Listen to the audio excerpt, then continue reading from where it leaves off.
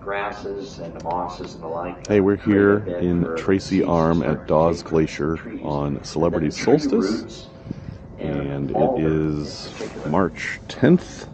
No, I'm sorry, it is March 10th. It is May 9th, 2022. I wasn't even close. And we are looking at the glacier and listening to Brent Nixon alternate between giving us facts and spirituality. Within that nutrient-rich environment. Now that route map holds everything in place. So if we were to have an earthquake here, it could jiggle the land and everything could go sliding to the sea. This is referred to as an aseismic zone, however. We have next to no earthquake activity in this section of southeast Alaska.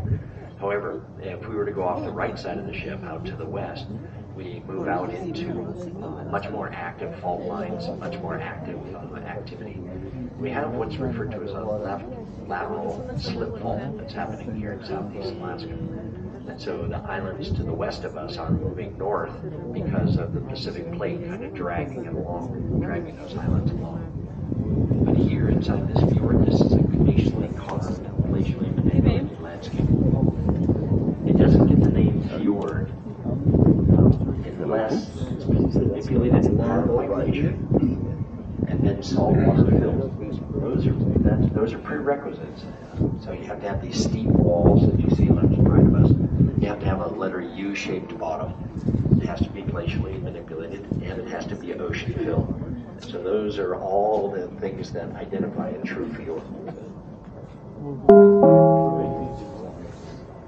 Ideally, a true fjord will also have a glacier that heads back. In this case, it is the Dawes Glacier. It's on around the corner, out in the distance from us. Good morning. We're still the better part of 15 nautical miles away from where the Dawes Glacier is located. So this ice is all last week.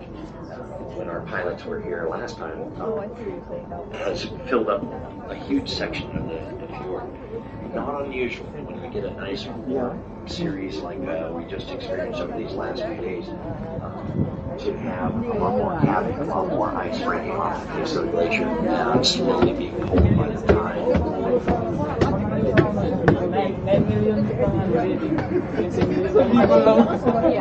Sorry po. Oo, mga kapatid ko Lenny. There's this mash and these berg events that are out in front of us. We'll use a little bit of pressure weight on the bow of the vessel in order to push these pieces of ice left and right of us as we slide along.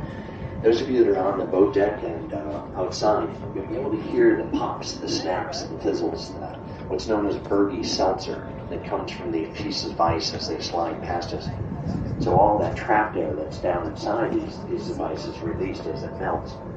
As that happens, the berg gets top heavy, and it will roll over, expose brilliant, just beautiful blue ice from down below. We're only seeing about 1/8 of the piece of ice. 7/8 of the berg is down below the water surface. Freshwater has a different specific gravity than saltwater, and so freshwater floats on saltwater. So this freshwater ice that we see out in front of us here is floating, of course, as with just normal freshwater that you pour on water. But the density of the ice, of course, makes the berg sit very deep in the water. Thus, the tip of the iceberg, as you've heard in the past, holds true here. So most of the berg is down below the water. In the case of this distinct glacial ice, you see some banding. You see some really distinct banding associated with the various storms that have layered in snow over the years and years up in the high mountains around us. During the time that John Muir was here, he looked at this landscape and he made the estimate, and he was right. Amazingly enough, given that Muir had no education associated with glaciology or geology, he estimated that these mountains to the right of us were overtopped by glacier ice. And indeed they were. So the ice that was here during the last major glacial period was at least 5